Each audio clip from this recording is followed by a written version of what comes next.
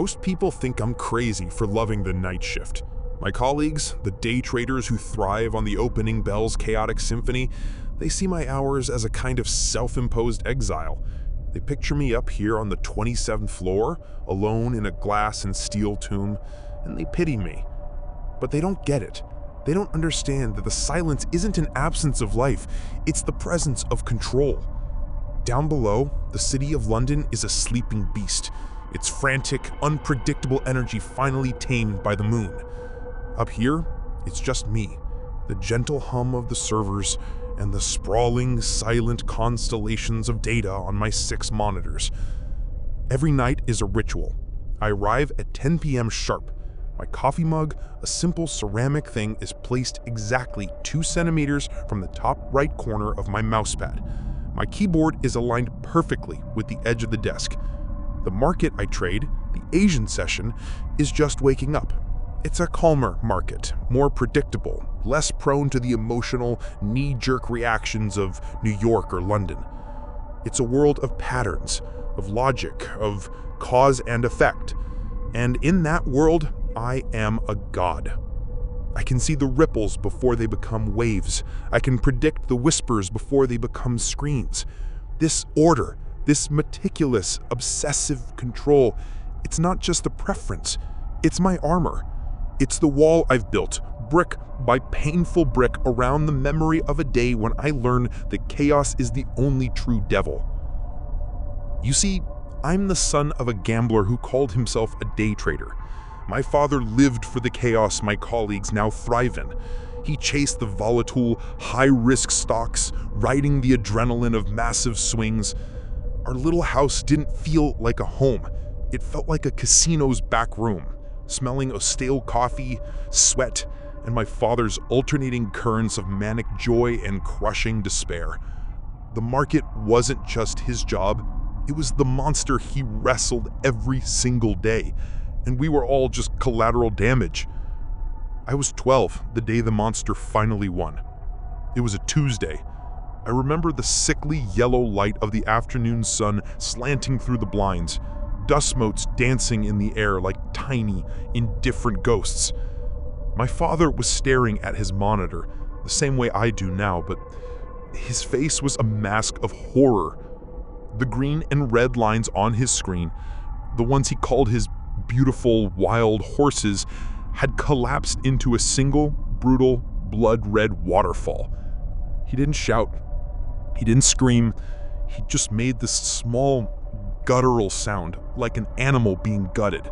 Then he slowly, methodically began to destroy his office. He didn't just break things, he dismantled our lives, piece by piece, with a terrifying, silent precision. That day, I didn't just lose our home and my sense of security. I watched the man who was supposed to be my protector be devoured by a force he couldn't see or reason with. I learned that the world is fundamentally, terrifyingly random. And I swore to myself with the fierce, desperate conviction only a terrified child can muster, that I would never, ever be at the mercy of chaos again. So I chose the night. I chose the quiet. I built a life that was the complete antithesis of my father's, a fortress of routine, where every variable was accounted for, every outcome calculated.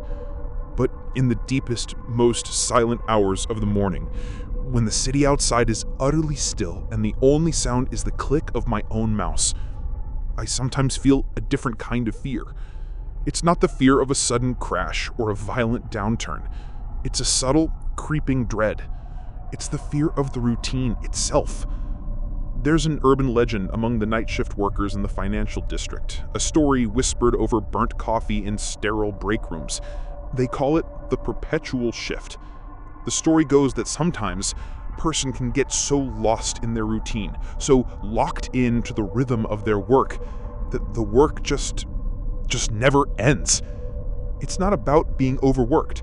It's about being overwritten. Your existence becomes a single, looping task. You become a ghost in the machine, a soul trapped in a spreadsheet, forever reconciling a column that never balances. I always dismissed it as a stupid story, a metaphor for burnout.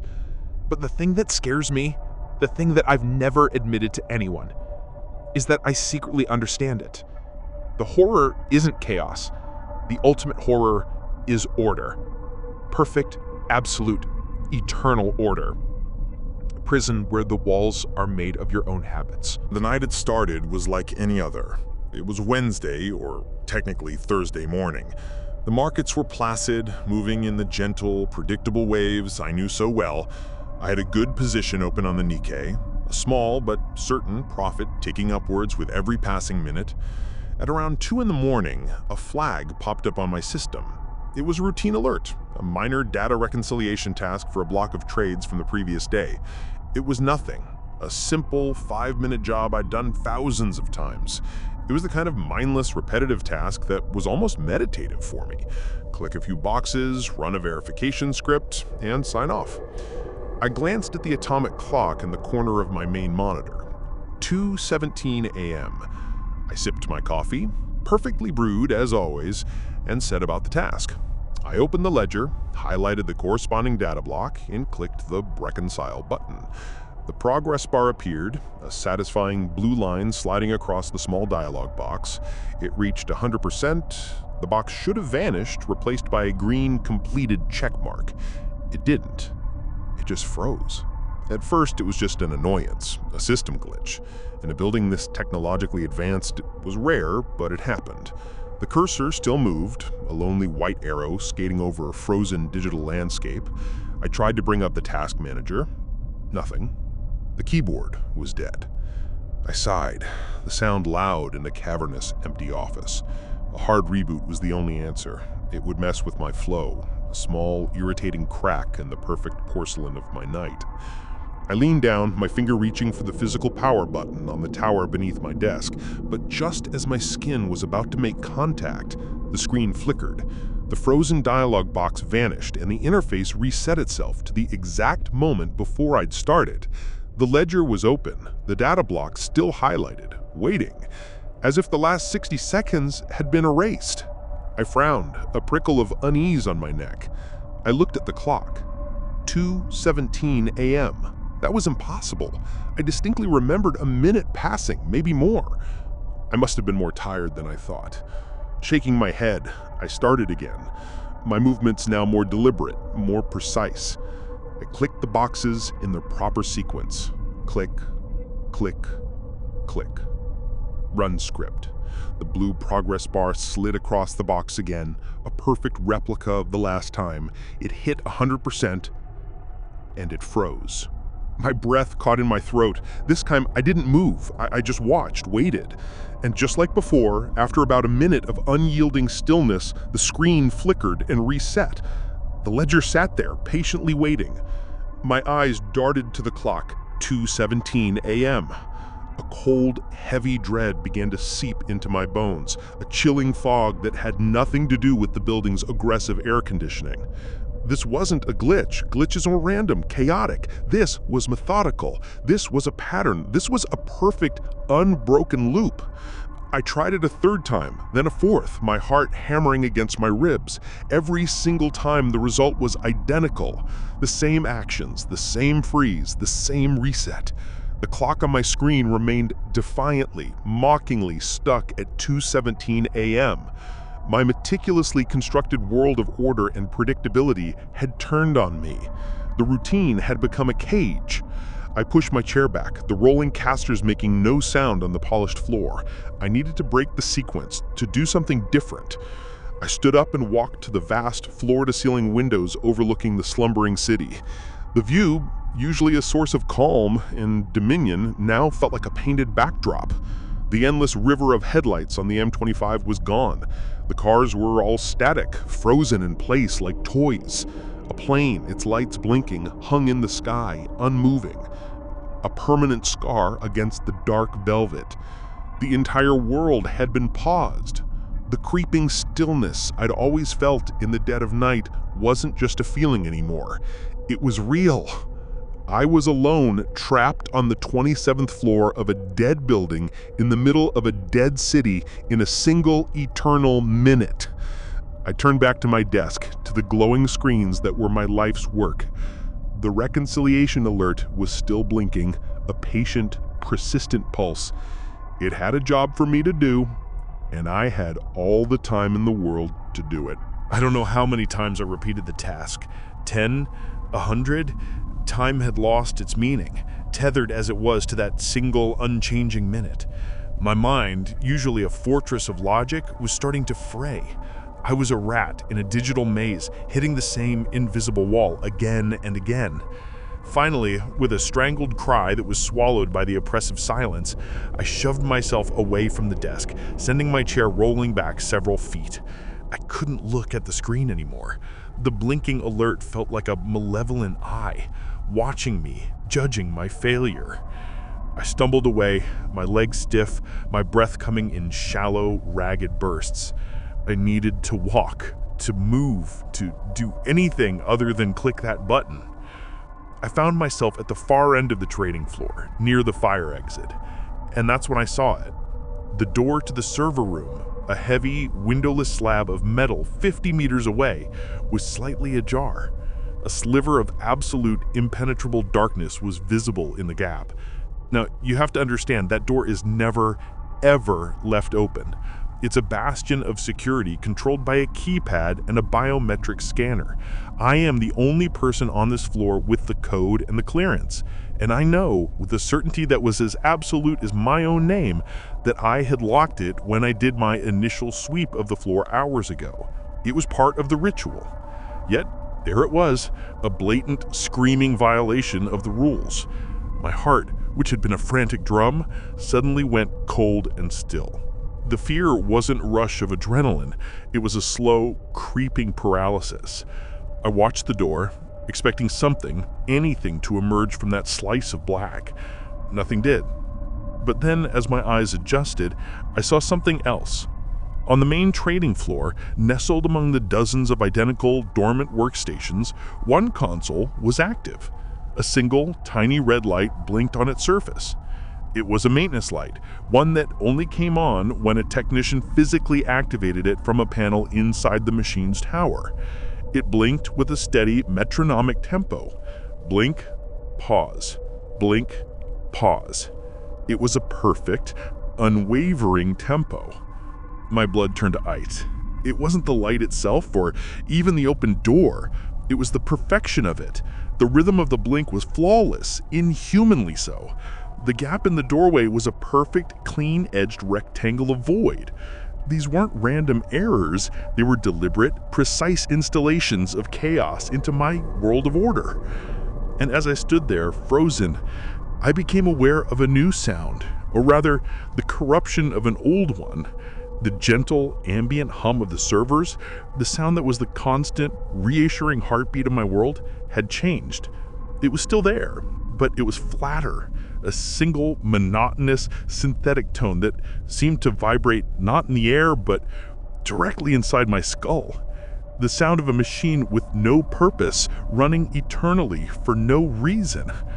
I wasn't just in a time loop, I was in a room with something that was actively, intelligently, and methodically taking my reality apart piece by perfect piece.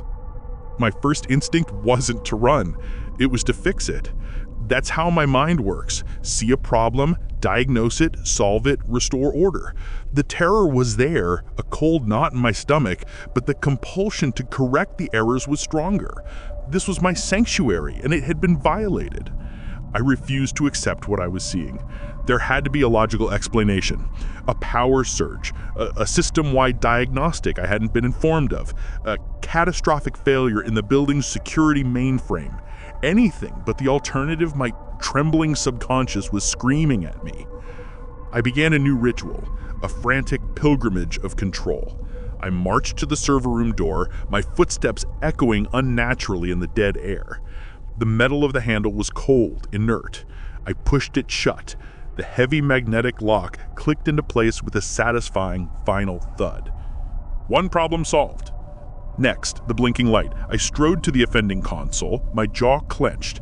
I avoided looking at the other desks, terrified of what other small rebellions I might find. I knelt down, my hand surprisingly steady as I found the power switch on the tower. I pressed it, the red light went out. The console was dead again, just as it should be. 2 problems solved. I felt a sliver of my old power return. This was manageable. This was just a series of errors that needed correcting. My fear was an overreaction, a product of exhaustion and stress. I decided to run a full diagnostic from the floor's central security terminal, a small, isolated desk in the corner. I would check the door logs, the power consumption records for every console, the CCTV feeds. I would find the glitch, and I would patch it. As I walked to the security terminal, I kept my eyes fixed forward, refusing to look back at the server room door or the console I had just fixed. Looking back would be admitting doubt, and doubt was a luxury I couldn't afford. The security terminal hummed to life under my touch. I brought up the logs for the server room door. According to the system, the door had not been open in 7 hours. It had been sealed shut since I first arrived. I felt a wave of dizziness. The log was lying, or I was losing my mind. I typed furiously, my fingers flying across the keyboard, pulling up the power records. The console with the blinking red light? According to the system, it had drawn no power. It was and had always been completely off. A cold sweat broke out on my forehead. The data, my holy scripture, the one thing in the universe I trusted implicitly, was telling me that what I had seen with my own eyes had not happened. The system was perfect. The logs were perfect. Therefore, the error had to be me. The thought was so terrifying that I almost couldn't breathe. Was this what a breakdown felt like? A silent internal collapse where the walls of reality just dissolved? Was this how my father felt in those final moments before he started smashing things? A man betrayed by the numbers he had built his life on? No, I wouldn't let that happen. There was one last bastion of truth, one final objective witness. The CCTV. I pulled up the camera feeds. There were a dozen angles covering the trading floor. I selected the camera with the clearest view of the server room and the blinking console. I spooled back the footage to a few minutes ago. I watched myself on the screen, a lonely, gray figure in an empty, gray room. I saw myself stumble away from my desk. I saw myself stare into the distance for several long, unnerving minutes. And then I saw myself march with grim determination towards nothing. On the screen, the server room door was shut. The console was dark. I was a madman walking across an empty floor to close a door that was already closed and to turn off a light that was never on. I watched the video, my own ghost performing a ritual for an audience of 1. And as I stared at my own inexplicable actions on the screen, the new alert popped up in the corner of the security monitor. A small, innocuous, text-only box. It read, "Unauthorized access detected. Camera feed 7B." It was the feed I was currently watching. My blood ran cold. The system wasn't just wrong, it was actively rewriting itself, covering its tracks in real time. It knew I was watching. The entity, this perpetual shift, was not just a passive presence, it was intelligent. It was toying with me. The realization hit me like a physical blow. My investigation, my desperate attempt to impose logic on the situation, had been nothing but a game it had allowed me to play. I was no longer a god in my own domain. I was a specimen in a jar, and something was tapping on the glass. I pushed back from the security desk, a raw, primal fear finally overwhelming my need for control. I had to get out. Not just out of the office, but out of the building. The ritual was broken, the sanctuary was a trap, and the only sane move left was to flee. I ran, my polished leather shoes slipping on the linoleum. I didn't head for the main elevators. Some instinct told me they wouldn't work. I ran for the fire exit, the same one I had drifted towards earlier. The heavy metal bar on the door felt blessedly real and solid under my palm. I slammed my weight against it. The door swung open, not into the expected concrete-walled stairwell, but into an exact replica of the office I had just fled. I skidded to a halt, my mind refusing to process what my eyes were seeing. It was the trading floor, the same rows of desks, the same dark monitors, the same oppressive silence. At the far end, I could see my own workstation, the screen still glowing, the reconciliation alert still patiently blinking. I looked behind me. The fire exit I had just come through was gone, replaced by a smooth, seamless wall. There was no door. There was no escape. It was at that moment that the true nature of the horror began to reveal itself. It wasn't just about looping time or minor inconsistencies. It was about the corruption of space itself. The geometry of my prison was fluid, malevolent. My attempts to flee had only drawn me deeper into the maze. The subtle distortions I'd feared were no longer subtle. I could feel it now, a low, thrumming vibration through the soles of my feet. The perfectly aligned rows of desks seemed to gently, almost imperceptibly shift and rearrange themselves when I wasn't looking directly at them. The ceiling, which I knew to be a standard 10-foot height, felt oppressively low one moment and impossibly high the next. The air itself felt thick, viscous, like I was breathing water. The clinical scent of disinfectant was gone, replaced by the smell of ozone and old decaying paper, the smell of forgotten art. Panic, raw and unfiltered, finally tore through the last of my composure. My breath hitched in my throat, each gasp a painful scraping thing. The carefully constructed dam of my control didn't just crack, it exploded. All at once, every inconsistency I had tried to ignore or correct returned. But this time, they multiplied, they spawned, they swarmed. It was an infestation of broken rules. The red maintenance light I had extinguished now blinked on every single console, 100 crimson eyes opening in the dark, all pulsing in a maddening unified rhythm.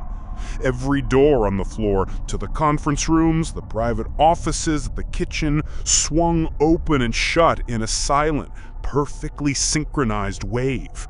Open, shut, a sea of gaping mouths, whispering nothing. My own workstation was the epicenter of the chaos.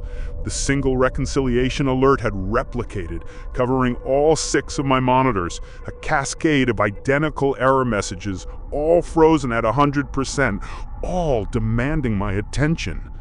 The clock, which had been stuck at 2:17 a.m., now flickered through impossible times, 34, 98, 12, FF, A1, 00, a digital scream of corrupted data.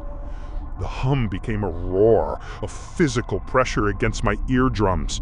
I could feel the entity's presence now, not as a creature, but as an overwhelming sense of purpose, a vast, idiotic, grinding purpose. The purpose of a machine that does nothing but run. Its only goal was to make me run, too. And I did. I ran. My mind snapped back to its primary directive, fix the errors. I became a frantic parody of my former self, a whirlwind of futile actions. I lunged at a monitor, my fingers flying across the keyboard, trying to close one of the 100 alerts. As I typed, the letters on the screen rearranged themselves into the word again. I slammed the window closed, and 2 more instantly popped up in its place. I spun around and sprinted to the nearest swinging door, grabbing the handle and forcing it shut, my muscles screaming in protest. As I locked it, the one directly behind me swung open with a soft, mocking click. I scrambled over desks, my neat stacks of paper scattering like startled birds to extinguish another blinking light, only to see 3 more flicker to life in my peripheral vision. It was a nightmare designed by a mad god who had read my soul. My obsession with order had become the engine of my own torture. Every corrective action I took was a signal to the entity, a proof of my engagement, a confirmation that I was playing the game. And it responded by escalating, by creating more chaos for me to fix, feeding on my desperation. Flashes of my father's face, pale and horrified, in the glow of his own failing monitor, seared my vision. The smell of his sweat, of his despair, filled my nostrils. I could feel his frantic energy, the horrifying realization that the system he trusted had turned into an unpredictable beast. But my beast wasn't unpredictable. It was worse. It was infinitely, perfectly, predictably cruel. The routine was still there, but it was no longer mine. I was just a cog in a much larger, much more terrible machine. I don't know how long I ran around in that mad circle of futility. Minutes? Hours? The concept was meaningless. My body was a machine running on pure, uncut adrenaline and terror. My lungs burned, my vision swam, but the compulsion to fix was absolute. It was the only thought left in my shattered mind. And slowly, my frantic, random movements began to find a new pattern, a new direction. It was as if the labyrinth itself was guiding me. A series of blinking lights would appear, leading me down a specific aisle. A swinging door would beckon me towards a particular corner of the office. The tasks were no longer just repeating, they were evolving, leading me on a horrifying breadcrumb trail. The goal was no longer to restore order to the trading floor, but to follow the path of tasks laid out before me. It was a new routine, a new purpose, and my broken mind latched onto it with the desperation of a drowning man. The path led me, inevitably, to the fire exit, the one that previously led back into the office. This time when I pushed the bar, it opened into the cold concrete reality of the stairwell. A wave of relief so profound it was sickening washed over me. An escape. But it wasn't an escape. It was just the next level of the game. At the bottom of the stairs, the exit sign was dark, but at the top, a single bare bulb flickered, casting a weak yellow light on the sign for the roof access. That was the inconsistency. The light at the bottom was off. The one at the top was on. The task was clear. I had to go up. I began to climb, my steps heavy and automatic. Each flight of stairs was identical. Gray concrete, steel railing, 28 steps, landing, turned, 28 more steps. With each floor I passed, the hum from the office below faded, replaced by a profound, unnatural silence. The only sound was my own ragged breathing and the rhythmic scuff of my shoes on the steps. I was no longer running from anything. I was completing a function. The panic was gone, burned away, leaving behind a hollow, single-minded focus. Reach the roof. Correct the final error. When I finally reached the top landing, the door to the roof stood before me. It was heavy, steel, and painted a faded industrial red. And it was slightly ajar. The final task. I placed my hands on the cold metal and pushed. It swung open with a low groan, and I stepped out into the frozen, silent night. The wind didn't blow. The air didn't move. The city below was a static photograph of light and shadow. I turned back to the door, my final act of control. I pulled it shut. It clicked into its frame with a sound of absolute finality. A perfect, sealed lock. The task was done. I waited for the sense of relief. A victory. It never came. I reached out to try the handle to confirm my work was complete. It wouldn't turn. I was locked out. The realization was a quiet one, a final, devastating whisper in the ruins of my mind.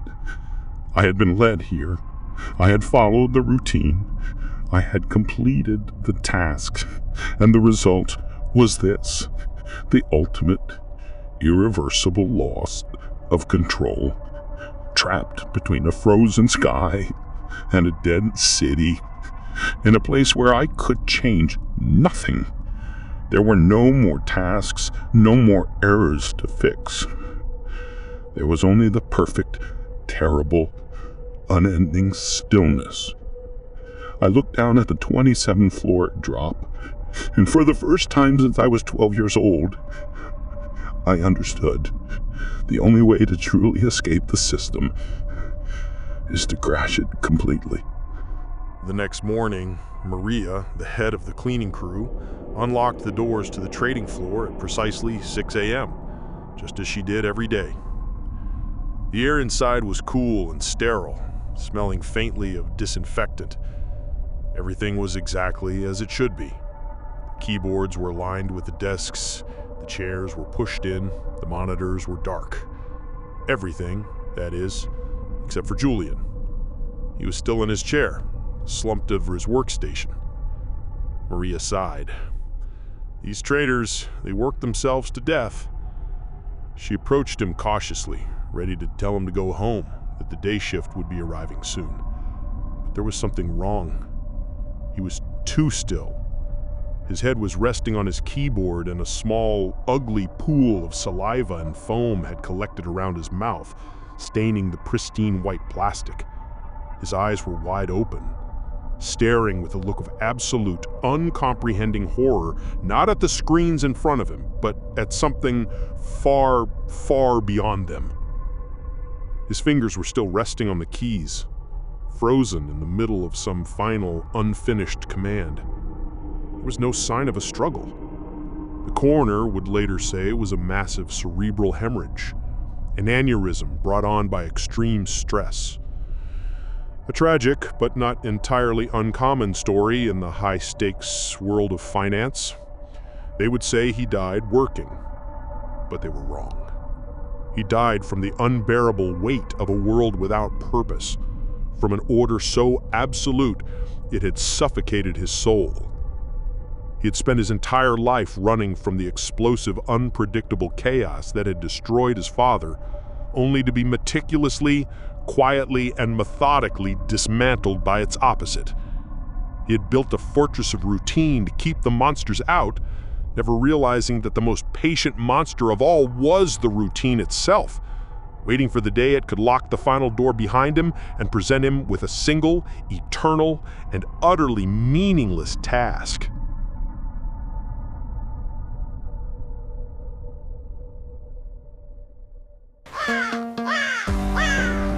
Thank you so much for watching or listening. The things that go bump in the night are hungry for attention. By liking and subscribing, you're telling me you want more. You're helping me bring even more chilling tales and terrifying content to life.